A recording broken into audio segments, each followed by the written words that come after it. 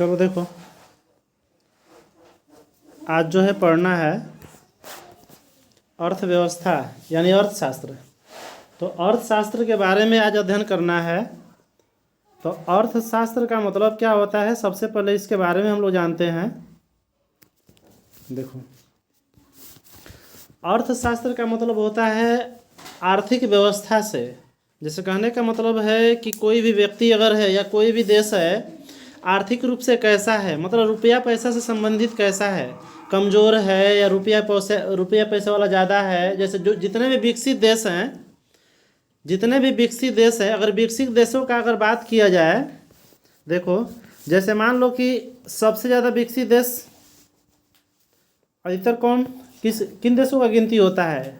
चीन हो गया, जापान हो गया।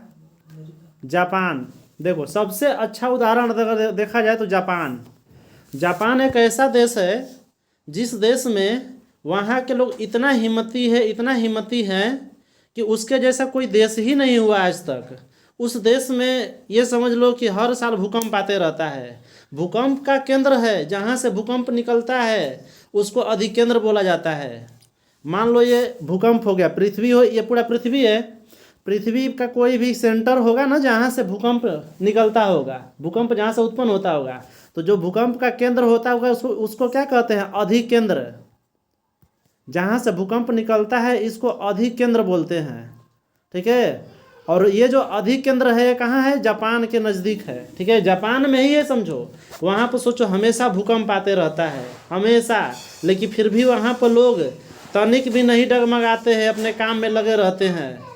ठीक है, यहाँ तक कि अमेरिका जैसा देश क्या किया था, वहाँ पर परमाणु बम पटक दिया था। परमाणु बम पटका था ना नागासाकी पर, जापान के नागासाकी पर पटका था ना अमेरिका। वहाँ पर आज भी लूट लंगड़ पैदा होते हैं, लेकिन फिर भी देखो कुदरत का देन है। आज देखते हो कि जापान सबसे आगे, टेक्नोलॉजी में सबसे आगे, चाइना भी इसके पीछे है, ये समझ लो। जापान में, भारत में सोलर प्लांट जो है उतना ज़्यादा विकसित नहीं किया गया है। भारत में उतना ज़्यादा सोलर प्लांट का कहाँ विकसित हुआ है, कहाँ सौर ऊर्जा पर कहाँ ज़्यादा फैक्ट्री चलता है। लेकिन जापान में जितनी सारी फैक्ट्रियाँ हैं सारा का सारा किस पर चलता है? सौर ऊर्जा। ये सोच लो कि आगे आने वाला भविष्य जो है हमारा किस पर निर्भर होगा? सौर ऊर्जा पर। यानी कि जो हमारा भविष्य है ये सौर ऊर्जा पर निर्भर होगा, जो आगे आने वाला भविष्य है। ठीक है, इसीलिए ये हमेशा दिमाग में रखना है कि भाई हमको ऐसा मतलब काम करना है, ऐसा हमको उस ढंग से चलना है ताकि आगे आने वाले पीढ़ी को दिक्कत ना हो। यानी कि कोयला का उपयोग करना है तो ज़्यादा मात्रा में नहीं करना है। ठीक है, अगर पेट्रोलियम का उपयोग करना है तो उतना ही सीमित मात्रा में करना है, जिससे कि मतलब हमारा भी काम चल जाए और हमारे आगे आने वाले पीढ़ी को भी दिक्कत ना हो सके। ठीक है, यानी कहने का मतलब है जापान आज बहुत विकसित देश है, लेकिन अगर देखा जाए तो उस देश पर बहुत सारे देशों ने अटैक किया। अमेरिका जैसे शक्तिशाली देशों ने अटैक किया, वहाँ परमाणु बम फेंक दिया, जिससे कि वहाँ का स्थिति इतना जर्जर हो गया, इतना खराब स्थिति हो गई, दयनीय स्थिति हो गई, आर्थिक रूप से एकदम समझो कि वहाँ की आबादी ही साफ एकदम ख़त्म हो गई थी उस समय। जगह जगह चारों तरफ मतलब एक तरह से जहाँ देखो वहाँ लाशें ही लाशें थी एक तरह से। ठीक है, तो ये कहने का मतलब था कि ये कहाँ था? ये अमेरिका, ये जापान के नागासाकी पर। ठीक है, तो वहाँ पर फेंका गया था। ठीक है, हिरोशिमा, जो हिरोशिमा है ना, हिरोशिमा ही बोला जाता है, नागासाकी ऐसे नहीं बोला जाता है, हिरोशिमा बोला जाता है। तो जापान का जो हिरोशिमा नामक जगह है वहाँ पर ही परमाणु बम फेंका था अमेरिका। ठीक है, लेकिन उसको ये नहीं पता था, वो सोचा कि हम वहाँ पर फेंक देंगे तो वो तबाह हो जाएगा, बर्बाद हो जाएगा। लेकिन आज देखो अमेरिका क्या है, जापान से आगे है? अमेरिका खुद पीछे है और जापान आगे है। जापान आगे निकल गया, अमेरिका पीछे है। तो अब जो है सीधा सा बात ये समझना है कि विकसित देश हमारा, देखो हमारा मेन पॉइंट क्या है? अर्थव्यवस्था। अर्थव्यवस्था हमारा पॉइंट क्या है? अर्थव्यवस्था। ये तो गलत लिखा गया ना,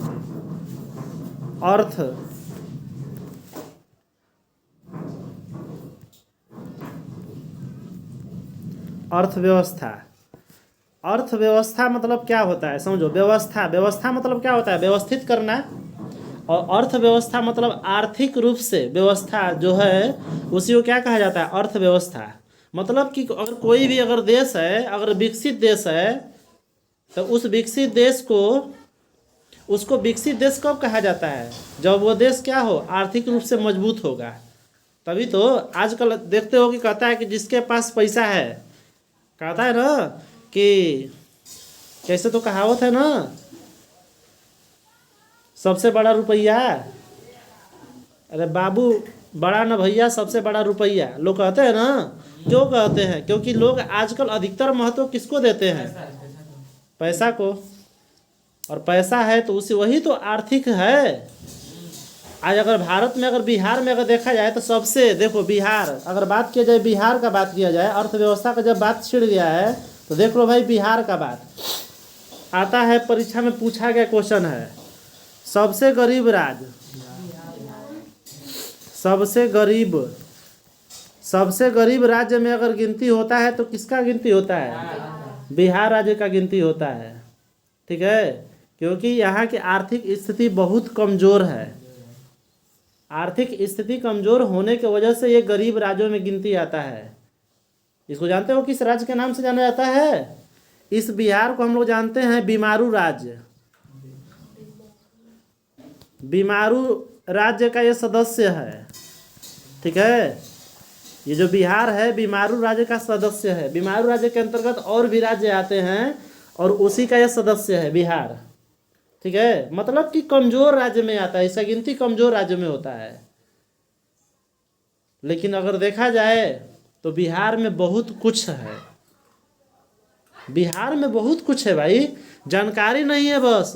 देखो जानकारी तुम लोग को नहीं है। अगर बात किया जाए, अगर सोना का, देखो सोना का बात करते हैं, कहो कि बिहार क्या है, बिहार में सोना जानते हो कितना परसेंट मिलता है, पूरे भारत, पूरा भारत का, सुन लो, भारत का 44% सोना, 44% सोना खाली बिहार से निकलता है। ठीक है, किस जिला में, अगर पूछ देगा, जिला का नाम पूछ देता है तो जिला का नाम सुन लो, जमुई जिला में। ठीक है, जमुई जिला में सोने का खान है जो कि बिहार में है। भारत का सबसे ज़्यादा सोना बिहार में है। तो बिहार गरीब राज्य क्यों है, सोचो। भारत में क्या, बिहार में क्या नहीं है, बहुत ज़्यादा चीज़ है। अभ्रक भी है, ये सोना भी है। सबसे कीमती क्या है, इसमें सोना ही है ना। और सारा का सारा सोना भारत का अगर देखा जाए 44% क्या हो गया, आधा के बराबर हो गया हो। तो भारत का आधा सोना तो खाली बिहार से निकल रहा है। अगर देखा जाए तो बिहार क्या है, सबसे संपन्न राज्य होना चाहिए, लेकिन सबसे अगर पिछड़ा राज्य है, सबसे गरीब राज्य क्यों है, क्योंकि नेताओं का रहन सहन और चाल रंग ढंग के कारण, मतलब नेताओं का जो भ्रष्टाचार है। इसमें अगर कहा जाए, अगर बिहार को अगर गरीब बनाने का अगर श्रेय अगर दिया जाता है तो किसको, नेताओं को। नेता लोग जितने भी हो, ये लोग क्या करते हैं, भ्रष्टाचार करते हैं, इस वजह से बिहार पिछड़ते जा रहा है। ठीक है, नहीं तो बिहार सबसे संपन्न राज्य होता है पूरे भारत में, जितना बिहार में जो जो चीज़ है। ठीक है, भले ही लोग जानते हो या न जानते हो, लेकिन समझ लो कि सब भारत का सबसे ज़्यादा सोना बिहार राज्य में मिलता है। 44% सोना खाली बिहार के जमुई जिला, खाली एक जिला का बात हो रहा है, जमुई जिला में। ठीक है, ऐसा है बिहार। चलो अब आते हैं अपने पॉइंट पर। तो हम लोग अर्थव्यवस्था के बारे में पढ़ रहे थे, और अर्थव्यवस्था में आते हैं, बुक में क्या दिया है, बुक में देखते हैं। देखो भाई, तो बुक में देखो दिया हुआ है, कह रहा है कि अर्थव्यवस्था एवं इसके विकास का इतिहास, मतलब अर्थव्यवस्था क्या है और इसका विकास कैसे हुआ, इसके बारे में हमको पढ़ना है। तो इसके बारे में पढ़ने के लिए क्या दिया है, देखो कह रहा है भारतीय अर्थव्यवस्था का वर्तमान स्वरूप कोई एक दिन की संरचना नहीं है। आज भारत देखते हो कि शक्तिशाली देशों में भारत की गिनती होती है ना। पहले भारत क्या था, बहुत शक्तिशाली देश नहीं था।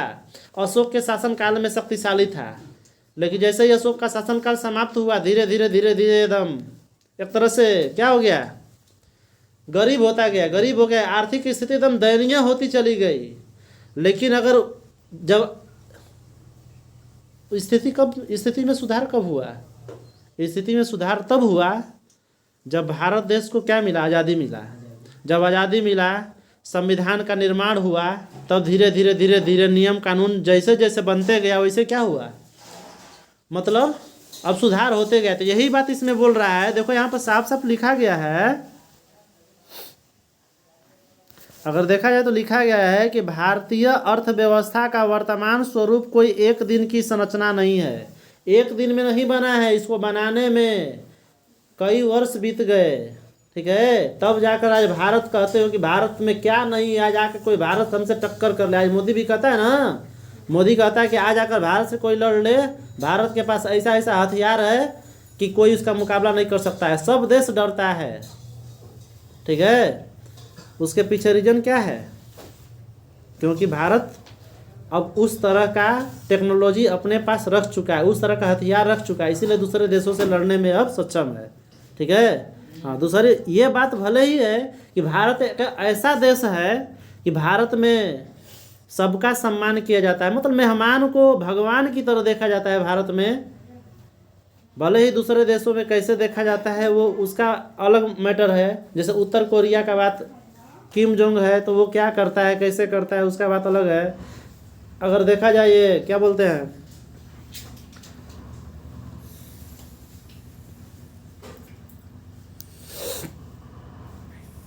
जाते हैं लोग कमाने के लिए सऊदी अरब, सऊदी अरब का संविधान देखते हो, सबसे कठोर कानून है। अगर देखा जाए तो विश्व का सबसे कठोर कानून अगर है सऊदी अरब का है। वहाँ महिलाओं को कुछ भी समझो कि कुछ सारा का सारा अधिकार छीन लिया गया है, इतना कठोर कानून है। यहाँ तो लोग जाते हैं, पूजा पाठ करते हैं, मंदिर वगैरह, मस्जिद में भी कुछ लोग, मतलब मस्जिद में तो नहीं जा पाते हैं मुस्लिम लोग, लेकिन मदरसा वगैरह में पढ़ने के लिए, उर्दू पढ़ने के लिए जाती है महिलाएं, लेकिन वहाँ पर वो भी, उस पर भी प्रतिबंध है। ठीक है, अब देखो यहाँ पर दिया है, इसकी मूल सूत्र की जड़ें काफ़ी गहरी है। 15 अगस्त 1947 को मिली आज़ादी से पहले 200 वर्षों तक भारत अंग्रेजी शासन का गुलाम था। ठीक है, उस समय भारत क्या था? अंग्रेजी शासन का गुलाम था। और क्वेश्चन पूछ देता है, क्या पूछता है कि भारत कितने वर्षों तक गुलाम था? 200 वर्षों तक। 2 वर्ष नहीं, 200 वर्षों तक, लगभग 200 वर्ष तक अंग्रेज भारत पर आकर शासन किया है। ठीक है, और देखो कह रहा, उस समय भारत को सोने का क्या कहा जाता था?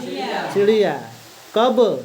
जब अंग्रेज भारत में आए थे, उस समय भारत को सोने का चिड़िया कहा जाता था। लेकिन कह रहा है कि अंग्रेजी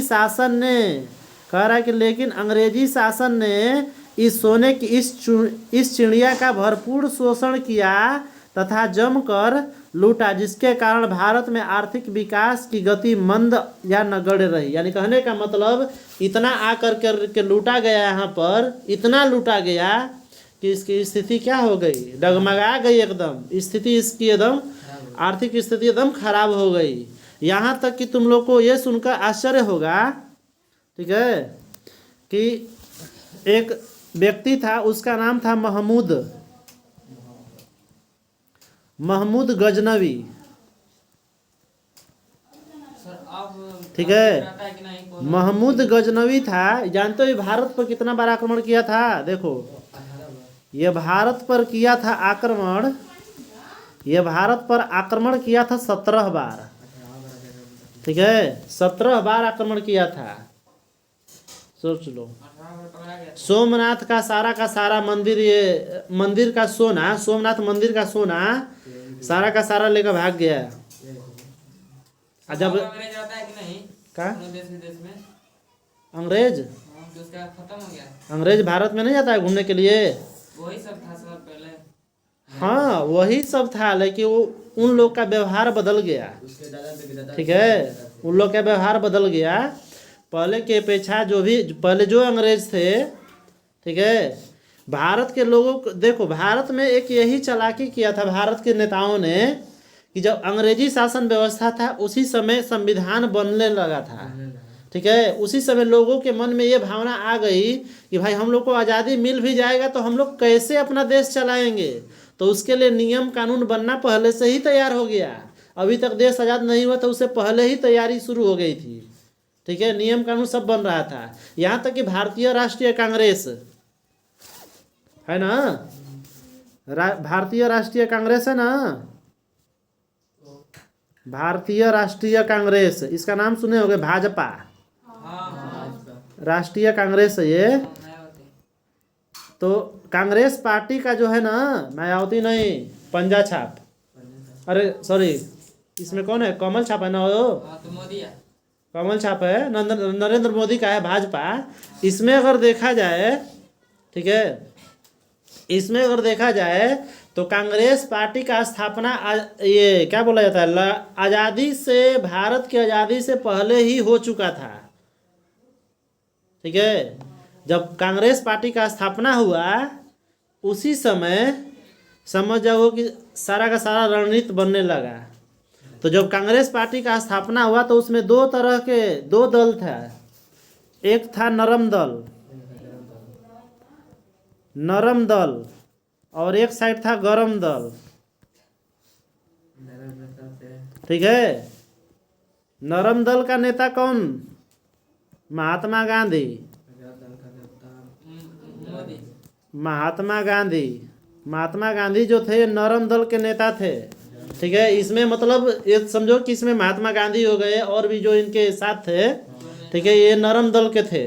मतलब इन लोग का साफ का नाम था कि हम लोग जाएंगे, जो ब्रिटिश शासन, जिसका भी शासन व्यवस्था था उस समय, जो भी गवर्नर था भारत का, जो अंग्रेजों का जो गवर्नर था, जो कि भारत पर शासन कर रहा था, जाएंगे उनके यहाँ, हम लोग जाकर वहाँ पर बोलेंगे कि हमको आज़ादी दीजिए, देगा तब वो ठीक, नहीं देगा तो भी ठीक। ये था नरम दल। ठीक है, आई जो गरम दल था ये वाला साफ कह रहा था कि नहीं देगा तो हम छीन लेंगे, क्या कहा, छीन लेंगे, लड़ेंगे, लड़ कर लेकर रहेंगे। ये थे गरम दल। इसमें कौन थे, सुभाष चंद्र बोस, खुदीराम बोस, भगत सिंह, ये सारे लोग जितने भी लोग थे, ठीक है, ये सब क्या थे, गरम दल के नेता थे।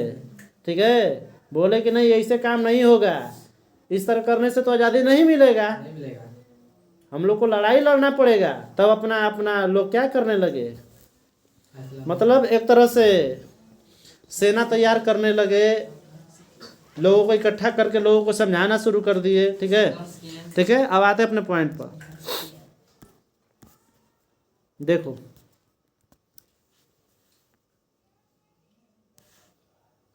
तो इसमें अगर देखा जाए तो जब अंग्रेजों ने क्या किया, इसका भरपूर शोषण किया, किसका, भारत का। कब, जब भारत उस समय क्या कहा जाता था, सोने की चिड़िया। क्वेश्चन ये पूछा जाता है कि भारत को आज़ादी कब मिली। हाँ, तो ये वेरी इंपॉर्टेंट कोई चीज़ है यहाँ से, कि भारत को आज़ादी मिली थी 15 अगस्त 1947 को। ठीक है, और कितने वर्षों तक अंग्रेजों ने शासन किया, भी क्वेश्चन पूछता है, तो लगभग 200 वर्षों तक। देखो अगर पढ़ोगे, अगर किताब में वो क्या बोलता है, भारतीय भवन की किताब में अगर पढ़ोगे उसमें 150 वर्ष तक दिया है। ठीक है, लेकिन एनसीईआरटी जो है, ये एनसीईआरटी उस डाटा को नहीं मानती है। एनसीईआरटी में जो लिखा है 200 वर्षों तक, तो यही सही आंसर है।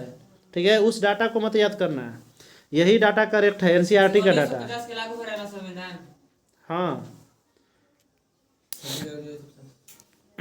26 जनवरी 1950 को संविधान लागू हुआ था और 26 नवंबर 1949 को बनकर तैयार हो गया था।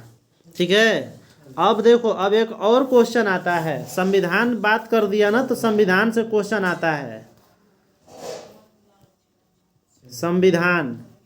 संविधान को बनने में कितना दिन लगा, 2 वर्ष 18 महीना। देखो इसमें समय लगा था 2 वर्ष 11 महीना, 2 वर्ष 11 माह 18 दिन। ठीक है, संविधान का निर्माता किसे कहा जाता है, निर्माता का अगर बात किया जाए,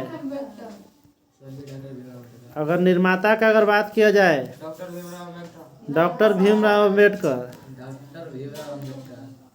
डॉक्टर क्यों लगता है, एक मिनट बता रहे हैं, भीमराव अम्बेडकर, जो बहुत ज्यादा द कर अंबेडकर। अब ये सोचा दिमाग में चल रहा होगा तुम लोगों की डॉक्टर यहाँ पर क्यों लगा हुआ है। देखो भाई, डॉक्टर लगने के पीछे रीजन है, दो ही लोग के पीछे डॉक्टर लगता है भारत में। भारतवर्ष का बात बोल रहे हैं, भारत का बात कर रहे हैं। भारत में दो ही लोग के नाम के आगे जो है डॉक्टर का प्रयोग किया जाता है। एक वह व्यक्ति जो कि पीएचडी किया रहेगा, एक कोर्स है, उस कोर्स का नाम है पीएचडी। पीएचडी अगर जो कर लेगा वो समझो कि उसके नाम के आगे डॉक्टर लग जाएगा। और नहीं तो दूसरा व्यक्ति जो कि किसी प्रकार का डॉक्टर हो, जो किसी प्रकार का डॉक्टर होगा उसके नाम के आगे डॉक्टर लगेगा। जो किसी प्रकार का डॉक्टर होगा, ठीक है, उसके नाम के आगे क्या लगेगा, डॉक्टर। ठीक है, जैसे डॉक्टर एपीजे अब्दुल कलाम होता है ना, उन्होंने क्या किया था, पीएचडी किया था, इसीलिए डॉक्टर लगा था। अरे समझ में, तो बहुत सारे ऐसे लोग हैं जो कि पीएचडी कर लिए हैं। तुम लोग भी अगर पीएचडी कर लोगे तो तुम्हारे नाम के आगे भी डॉक्टर लग जाएगा। ठीक है, पीएचडी कब होता है, जैसे ही लोग इंटर करते हैं, इंटर के बाद बीए, बीए के बाद एमए, उसके बाद पीएचडी लोग कर लेते हैं। ठीक है, अब आते हैं, बहुत ज़्यादा इधर उधर नहीं करना है बात, अपने पॉइंट पर टू द पॉइंट चलना है। देखो अब कह रहा है कि आज़ादी के समय, देखो कह रहा है आज़ादी के समय भारतीय अर्थव्यवस्था सामाजिक, आर्थिक, राजनीतिक, सांस्कृतिक पुनरुत्थान कर दुनिया की एक अग्रणी अर्थव्यवस्था के रूप में प्रस्तुत करना हमारे नीति निर्धारकों के समक्ष चुनौती थी। यानी कहने का मतलब है कि पूरे दुनिया को दिखाना था कि भारतवर्ष में भी कुछ है। भाई अंग्रेज तो आया, भारत को लूट लिया, लूट कर एकदम पंगु बना दिया, एकदम आर्थिक रूप से उसको एकदम कमज़ोर कर दिया। लेकिन भाई भारत के लोगों के अंदर ये इतनी क्षमता थी, ये सोचे कि नहीं भाई हम लोग पूरा दुनिया को दिखाना है कि भारत उतना कमज़ोर नहीं है, भारत सबसे शक्तिशाली राष्ट्र बनकर रहेगा। ठीक है, और उसके लिए उन्होंने क्या किया, मेहनत किया। देखो मेहनत किया, तब जाकर क्या हुआ, सफल हुआ, जाकर के आज़ादी मिला और संविधान का निर्माण भी हुआ। आज हम लोग देख रहे हो कि एकदम चैन से रोटी खा रहे हैं। भले कुछ लोग कहते हैं, क्या कहते हैं, कहते हैं कि हम लोग को कहाँ चैन है, हम लोग तो आज भी चैन से रोटी नहीं खा पा रहे हैं। उस समय अंग्रेजों का जिस समय शासन था ना, उस समय शासन अगर इस समय रहता ना, तो एक जगह से दूसरे जगह घूमने तक आदमी नहीं जाता। क्या, हाँ, अपने ही घर में आदमी बंदी रहता, समझता कि अपने घर को आदमी समझता कि हम जेल में हैं। ठीक है, आगे बढ़ते हैं। कह रहा है कि इस अध्याय में अर्थव्यवस्था का परिचय, अर्थव्यवस्था का विकास, विकास की माप एवं विभिन्न सूचकांक, बिहार के विकास की स्थिति, देश के आर्थिक विकास में बिहार के आर्थिक विकास की भूमिका, मूलभूत आवश्यकताएं एवं विकास का संबंध आदि बातों पर प्रकाश डाला गया है। ठीक है,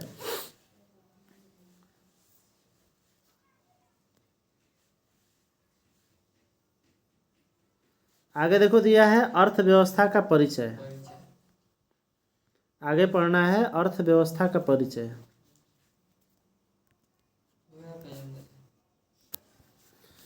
तो देखो अब बात करते हैं अर्थव्यवस्था का परिचय। तो अर्थव्यवस्था का जो परिचय है इसके बारे में देखते हैं।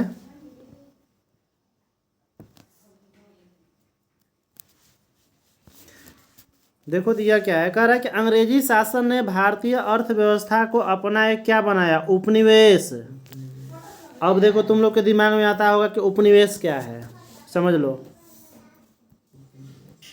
उपनिवेश, देखो उपनिवेश का मतलब होता क्या है, उपनिवेश मतलब सीधा सा बात है गुलाम।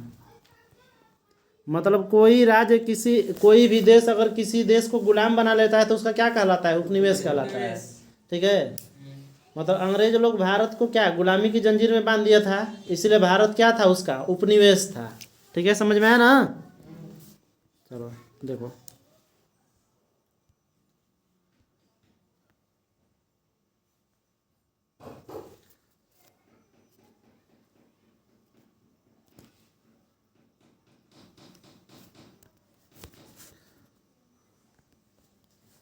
अब देखो और कह रहा है कि उन्होंने फूट डालो और शासन करो की नीति अपनाई। कौन, अंग्रेज लोग, अंग्रेजों ने कौन सा नीति अपनाई? फूट डालो और शासन करो।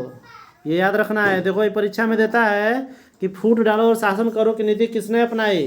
अंग्रेजों ने। ठीक है, कह रहा है कि अपना कर भारत को अपना दास बनाकर, दास मतलब क्या? गुलाम बनाकर रखा। ब्रिटिश शासन के पूर्व भारतीय अर्थव्यवस्था कृषि प्रधान होने के बावजूद, देखो पहले ब्रिटिश शासन के पूर्व कैसा था भारत? कृषि प्रधान था। करा उसके बावजूद भी करा है उद्योग, व्यापार, यातायात, आधारभूत संरचना में अन्य कोई महत्वपूर्ण देशों की तुलना में अच्छी स्थिति में भी थी। मतलब हर तरह से भारत अच्छा था। कब? जब अंग्रेज गुलाम नहीं किए थे, जब अंग्रेज भारत में नहीं आए थे, उससे पहले। ठीक है, कारण लेकिन शोषण और दमनकारी नीतियाँ, देखो आया तो क्या किया? शोषण किया। शोषण क्या होता है समझ लो। शोषण करने का मतलब होता है कि यहीं के लोगों को खटाता था, मतलब ज़्यादा से ज़्यादा अधिक से अधिक काम करवाता था, पैसा कम देता था। शोषण है ये ना है। अब देखो आगे कह रहा है कि इसके कारण क्या हुआ? भारत की स्थिति कैसी हो गई? जर्जर हो गई। ठीक है, यहाँ का स्थिति कैसा हो गया? जर्जर। कह रहा है गरीबी, अशिक्षा, अंधविश्वास, विषमता तथा शोषण का साम्राज्य था। अंग्रेजी शासन के लगभग 200 वर्षों में भारतीय अर्थव्यवस्था में कोई विकास नहीं हुआ। यानी जितना दिन तक अंग्रेज भारत में था, ठीक है, उतने समय तक ये समझ लो कि भारत में कोई विकास नहीं हो पाया भारत का। मतलब एक तरह से भारत को जैसे आदमी क्या कर, जैसे होता है ना जोंक क्या करता है? जिसके शरीर में जोंक अगर पकड़ लेता है कहीं भी तो उसके खून को चूसने लगता है। ठीक है, धीरे धीरे चूस जाता है। उसी तरह क्या किया अंग्रेजों ने? भारत को एकदम अंदर ही अंदर एकदम खोखला बना दिया। ठीक है, तो बस आज के लिए इतना ही रहने देते हैं। आगे अब अगले दिन देखा जाएगा।